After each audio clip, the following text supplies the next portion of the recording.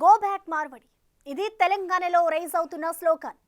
ఎలా మొదలైంది, ఎందుకు మొదలైందో కరెక్ట్గా తెలియదు. అయినా సరే స్లోగన్ ఊపందుకుంది.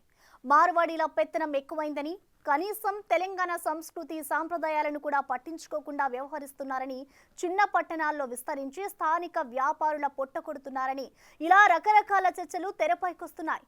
మరి ఏది నిజం, ఏం జరుగుతోంది?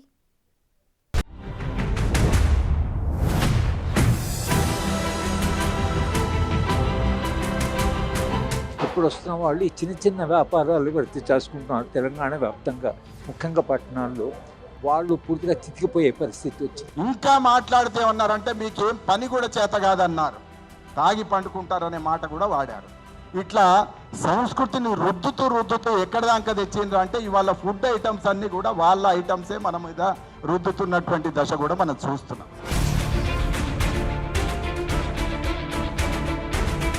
గో బ్యాక్ మార్వాడీస్ తెలంగాణలో ఇదే స్లోగన్ మోండా మార్కెట్ నుంచి మొదలైంది. దళితుణ్ణి ఓ మార్వాడి తిట్టాడన్నది అభియోగం. అంతే. ఆ తర్వాత మార్వాడీలకు వ్యతిరేకంగా పాటలు. ఇదిగో ఇది ఆమన్గల్ బంద్, కోదాడలో మార్వాడి షాప్ మోసాలంటూ ఆందోళనలు.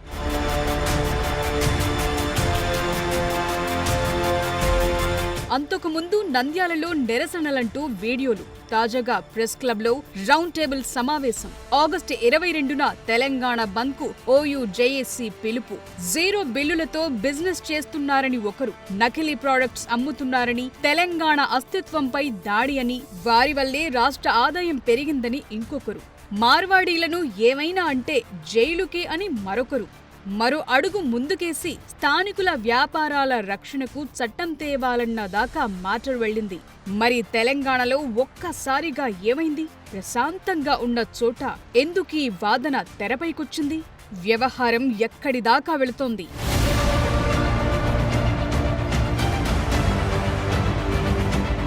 తెలంగాణలో ఒక్కసారిగా మార్వాడీల చుట్టూ గరం వాతావరణం పెరిగింది. పెద్ద ఎత్తున చర్చ జరుగుతోంది.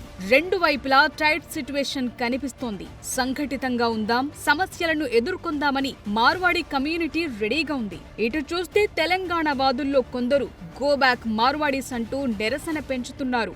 మొన్న మధ్య తెలంగాణ వ్యక్తికి మార్వాడీ లీడర్కు జరిగిన ఫోన్ సంభాషణ వైరల్ కావడంతో ఒక్కసారిగా వాతావరణం వేడెక్కింది. ఈ ఇష్యూ ఇంతలా హీటెక్కడానికి కారణాలేంటో చూద్దాం.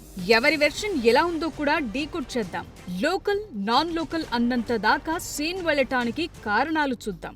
నిజానికి ప్రశాంతంగా ఉన్న తెలంగాణలో ఈ ఇష్యూ ఎలా మొదలైందో గానీ దీనికి త్వరగా చెక్ పెట్టాల్సిన పరిస్థితి కనిపిస్తోంది. ఈ సబ్జెక్ట్ ఇవాల్టిది కాదు. మార్వాడీల బిజినెస్ కు 100 ఏళ్ల చరిత్ర ఉంది. నిజాం కాలం నుంచే రాజస్థాన్, గుజరాత్ల నుంచి ఇక్కడికి రాక మొదలైంది. తెలంగాణే కాదు, ఏపీ, కేరళ, కర్ణాటక, తమిళనాడు ఇలా సౌత్ ఇండియాలోని పట్టణాలు, నగరాల్లోని ప్రతి గల్లీలు వీరికి సంబంధించి ఏదో ఒక షాప్ ఖచ్చితంగా ఉండి తీరుతుంది. 100 ఏళ్ల నుంచే ఇక్కడికి మార్వాడీల రాక మొదలైంది. రాజస్థాన్లో కరువు కాటకాలు ఎక్కువ. అక్కడ సరైన వ్యాపార వృద్ధి లేక ఇక్కడికొచ్చే వారి సంఖ్య పెరుగుతూ వస్తోంది. అటు గుజరాతీల రాక కూడా పెరిగింది.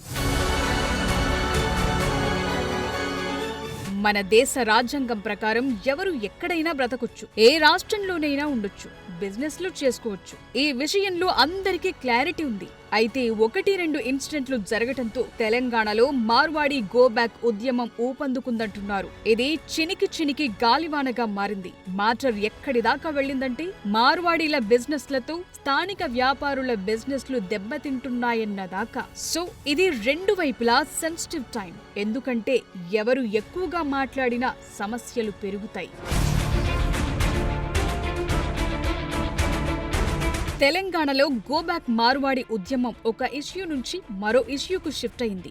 ఎవరో ఒకరు అవమానించారని చెప్పి మొత్తం మార్వాడి కమ్యూనిటీపై నిందలు వేయటం ఎంతవరకు కరెక్ట్ అన్న వెర్షన్ ను మరికొందరు వినిపిస్తున్నారు. ఇప్పుడు అభ్యంతరాలేంటో చూద్దాం. పాత తరం మార్వాడీలతో పోలిస్తే ఇప్పుడు వస్తున్న కొత్త తరం చిన్న పట్టణాలకు విస్తరిస్తున్నారని, ప్రతి బిజినెస్ లో వీళ్లదే ఆధిపత్యం ఉండేలా చూసుకుంటున్నారన్న వాదనను వినిపిస్తున్నారు. ప్రెస్ క్లబ్ లో జరిగిన రౌండ్ టేబుల్ సమావేశంలో చాలా మంది మాట్లాడారు. పెద్ద పెట్టుబడుల తాటికి తట్టుకోలేక రాష్ట్ర వ్యాప్తంగా చిరు వ్యాపారుల భవిష్యత్ ప్రశ్నార్థకంగా మారిందన్నారు ప్రొఫెసర్ హరగోపాల్. తెలంగాణలో స్థానిక చిరు వ్యాపారులు, చేతివృత్తుల వారికి భరోసా కల్పించేలా రాష్ట్ర ప్రభుత్వం ప్రత్యేక విధానాన్ని తీసుకురావాల్సిన అవసరం ఉందన్నారాయన. దేశవ్యాప్తంగా బలంగా ఉన్నటువంటి ఒక కమ్యూనిటీ మార్వాడి కమ్యూనిటీకి ఇక్కడ ఉండే చిన్న చిన్న వ్యాపారస్తులు ఎవరైతున్నారో వీళ్ళకి మధ్యన ఒక ఘర్షణ వచ్చింది. ఆ ఘర్షణే ఇవాళ మనకి సంఘటనలో తెలుపుతున్నారు. అది ఎక్కడి దాకా దారి తీసిందంటే తెలంగాణకు ఉండేటువంటి అస్తిత్వ చైతన్యం వలన వీళ్ళు ఒక్కసారి తెలంగాణ కల్చరు, తెలంగాణ భాషను కూడా అవమానిస్తూ మాట్లాడి వాళ్ళు రాజకీయంగా కాకుండా ఆర్థికంగా చిన్న వ్యాపారస్తులు అయితే చిన్న వ్యాపారస్తులు ఆందోళనలో ఉన్నారు. వీళ్ళ ప్రవర్తన చూసి ఇంకా వీళ్ళు చాలా ముందుకు వెళ్ళేటట్లుగా ఉందనేటువంటి వలన ఇవాళ వాళ్ళు ఏమంటారంటే చిన్న వ్యాపారస్తులని ఎట్లా కాపాడుతారు.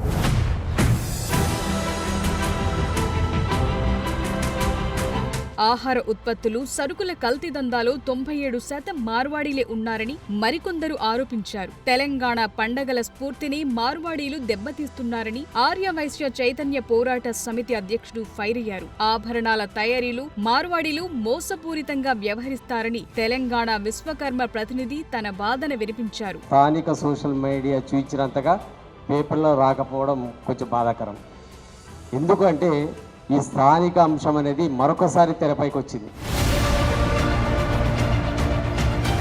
5 లక్షల కన్నా తక్కువ జనాభా ఉన్న పట్టణాల్లో తెలంగాణ ఇతర వ్యక్తుల వ్యాపారాలను అనుమతించకుండా ప్రభుత్వం నిబంధనలు తీసుకురావాలని పాలమూరు అధ్యయన వేదిక కన్వీనర్ రాఘవాచారి డిమాండ్ చేశారు. మార్వాడీలు ఇచ్చే చందాల కోసమే రాజకీయ పార్టీల నేతలు వాళ్ల దారుణాలపై పల్లెత్తు మాట అనటం లేదని ప్రముఖ కవి నందిని సిద్ధారెడ్డి విమర్శించారు. కాగా తెలంగాణలో స్థానికుల వ్యాపారాల రక్షణ కోసం తెలంగాణేతరులు ఇక్కడ భూములు కొనకుండా ప్రభుత్వం చట్టాలు తేవాలని సదస్సులో తీర్మానించారు. రాష్ట్రంలో నెలకొల్పే ప్రతి సంస్థలో స్థానికులకే 80% ఉద్యోగాలిచ్చేలా నిబంధన తీసుకురావాలని డిమాండ్ చేశారు. ఫైనల్ గా గుజరాత్, రాజస్థాన్ వ్యాపారుల వద్ద కొనుగోళ్లు చేయొద్దని పిలుపునిచ్చారు. వాళ్ళు మాట్లాడుతున్నది ఏంటిది అని అంటే ఆంధ్రోళ్ళు వచ్చేమో మీకు వ్యవసాయం చేయరాదన్నారు, ఇప్పుడు మార్వాడి వాళ్ళు వచ్చి మీకు వ్యాపారం చేయరాదు అంటున్నారు. మీకు వ్యాపారం చేయరాదు అనే మాట గట్టిగా మాట్లాడుతూ ఇంకో మాట ఏమన్నారంటే దీంట్లో ఉండే సీక్రెట్స్ అన్ని మాకు తెలుసు అన్నాడు ఆయన. ఆ సీక్రెట్స్ ఏంటియో మాకే తెలిస్తే మీకు తెలివయ్యి అన్నాడు. అంటే సీక్రెట్స్తోని వ్యాపారం చేస్తున్నామనే విషయం కూడా వాళ్ళు చాలా స్పష్టంగా చెప్తారు. సో ఈ మ్యాటర్ ఎక్కడికి ముడిపడిందంటే తెలంగాణ వాసుల వ్యాపారం, వృత్తికి పెద్ద సంక్షోభం వచ్చిందంటూనే ఇక్కడే బతుకుతూ తెలంగాణ బతుకమ్మ, బోనాలు, ఇతర సంస్కృతి సంప్రదాయాలంటే పట్టింపు లేకుండా అవమానకరంగా వ్యవహరిస్తున్నారన్న చర్చ వరకు వెళ్ళింది.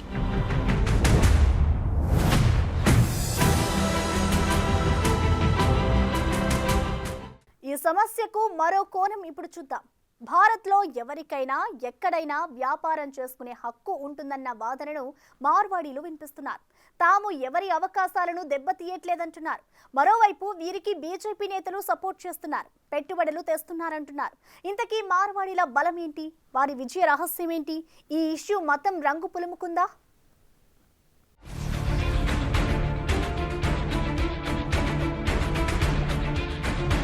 మార్వాడి వ్యాపారస్తులు భారత్లో సక్సెస్ఫుల్ గ్రూప్గా పేరు తెచ్చుకున్నారు. వీళ్ళు ట్రెడిషనల్గా చూస్తే కిరాణం, జ్యువెలరీ, స్వీట్స్, వడ్డీ వ్యాపారాలు చేశారు. కాలం మారిన కొద్దీ అప్డేట్ అయ్యారు. ఎలక్ట్రానిక్స్ దగ్గర నుంచి చెప్పులు, శానిటరీ, హార్డ్వేర్, గ్రానైట్ ఒక్కటేంటి వీరు ప్రస్తుతం చేయని వ్యాపారం అంటూ లేదు. అందరిలా 9 to 5 జాబ్ చేయరు, సొంత బిజినెస్లనే నమ్ముకుంటారు.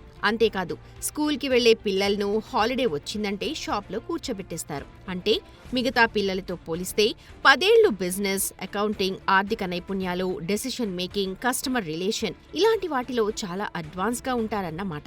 ఇవన్నీ ప్రాక్టికల్ గా వచ్చే అనుభవాలు. మిగతా పిల్లలలాగా ఎక్కడా ఆటపాటల్లో పెద్దగా కనిపించరు.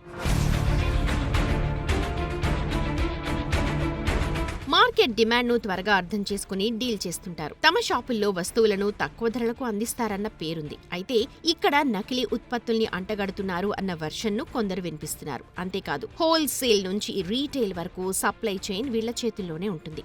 అందుకే తక్కువకే మాల్ తెచ్చుకుని తమ మార్జిన్ చూసుకుని అమ్ముతుంటారు. అదే మిగతా వ్యాపారులకు బల్క్ లో ఇంత తక్కువగా మెటీరియల్ దొరకదు. అందుకే స్థానిక వ్యాపారుల్లో ఆందోళన పెరుగుతోంది. మార్వాడీలు ఆర్థిక క్రమశిక్షణతో ఉంటారు. వ్యాపారంలో లాభాలను మళ్లీ పెట్టుబడి పెట్టడం, ఖర్చులను తగ్గించడం, అప్పుల్ని జాగ్రత్తగా నిర్వహించడం వంటి వ్యూహాలను ఫాలో అవుతారు. చిన్న షాపును కూడా ఏడాది తిరిగేలోపు విస్తరించే కెపాసిటీ వాళ్లకుంది. సామాజికంగా, బిజినెస్ పరంగా మార్వాడీలకు బలమైన నెట్వర్క్ ఉంటుంది. తమ దగ్గర సొంత కమ్యూనిటీకి చెందిన వారినే పనిలో పెట్టుకుంటారు. నమ్మకంగా పనిచేస్తారు అన్న ఉద్దేశంతో. అయితే ఈ ఉద్దేశం ఎలా ఉన్నా స్థానికంగా ఉపాధి కల్పించట్లేదన్నది తెలంగాణ వాదుల ఆందోళన. ఏ రాష్ట్రానికి వెళ్లినా అక్కడ భాష నేర్చుకుంటారు. రాణిగంజ్, కోటి, గుజరాతీ గల్లీ, మోండా మార్కెట్, బేగం బజార్ లాంటి చోట్ల వీళ్లదే హవా ఉంది. రైట్, మార్వాడీలు కష్టపడి ఎదుగుతున్నారు, వ్యాపారాలు చేస్తున్నారు. అక్కడి వరకు ఎవరూ కాదనలేదు.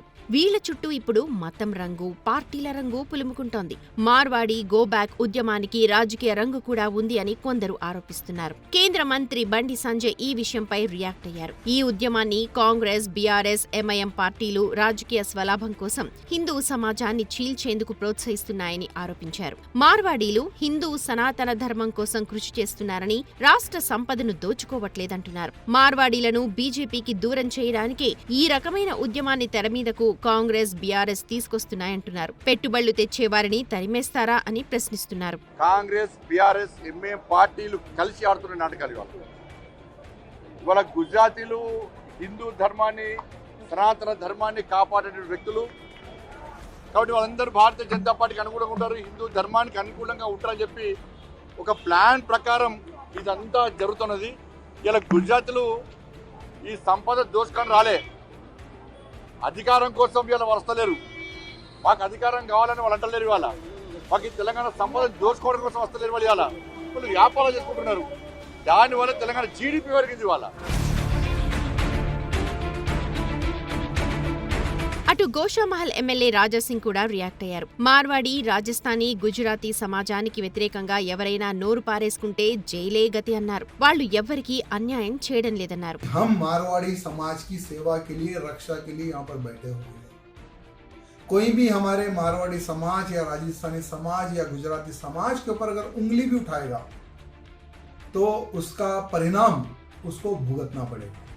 हम सबको जेल भेजेंगे जो मारवाड़ी समाज, राजस्थानी समाज, गुजराती समाज के खिलाफ में अगर कोई भी बात करेगा तो उसको 100% जेल जाना पड़ेगा. इसलिए सावधान उन सभी लोगों को कहना चाहूंगा जो हमारे मारवाड़ी समाज को बदनाम करने का प्रयत्न कर रहे हैं. భారతదేశంలో ఎక్కడైనా వ్యాపారం చేసే హక్కు అందరికీ ఉందని, తమను లక్ష్యంగా చేసుకోవడం అన్యాయమని వాదిస్తున్నారు మార్వాడీలు. हम सब हैं तो भारतीय ना, इंडिया है ना, तो भारत वाले भारत में नहीं जिएंगे तो कहाँ जिएंगे? पाकिस्तान के तो नहीं होते. अगर पाकिस्तान के होते तो चलो बराबर बात है कि भाई वहाँ भेज जाते. इंडिया वाले इंडिया में नहीं, अगर इंडिया वाले इंडिया में नहीं जिएंगे तो कहाँ जीने का? ये बात बोलो. अगर हमारे उधर जो ये ऐसा जो अगर 2 रुपया मिले तो हम यहाँ कहीं को आते. हम तुम्हारा सबका सुनना, ये सब हाथ जोड़ के 2 रुपया कमा रहे, उसमें भी आप वापस बोल रहे कि राजस्थान भेजो. ये वो ये क्या है जी? हम लोग तो कोई आपसे कोई छीन के तो नहीं ले रहे ना, मेहनत का पैसा कमा रहे हैं ना. इसमें कोई अगर पाकिस्तान वाले अगर वो भी यहाँ जी रहे, बाहर देश के जी रहे, उन लोगों को कुछ नहीं और मारवाड़ियों को भेजे, ऐसा मारवाड़ी क्या बोला आपको? మార్వాడి గోబ్యాక్ ఉద్యమాన్ని కాంగ్రెస్, బీఆర్ఎస్ నేతలు వెనకుండి నడిపిస్తున్నారని బీజేపీ నేతలు ఆరోపిస్తున్నారు. తాము కూడా రోహింగ్యాలు గోబ్యాక్ అన్న నినాదాన్ని అందుకుంటామని, వారిని కూడా తెలంగాణ నుంచి ప్రభుత్వం పంపించివేయాలని డిమాండ్ చేస్తున్నారు. మార్వాడీలు చేసిన దాడిని ఖండిస్తూ ఈ నెల 22న తెలంగాణ బంద్కు ఓయూజేఏసీ పిలుపునిచ్చింది. అటు మార్వాడీ సమాజం నోట్లు కావాలో, తెలంగాణ ప్రజల ఓట్లు కావాలో తేల్చుకోవాలని రౌండ్ టేబుల్ సమావేశం తీర్మానించడం కీలకంగా మారింది.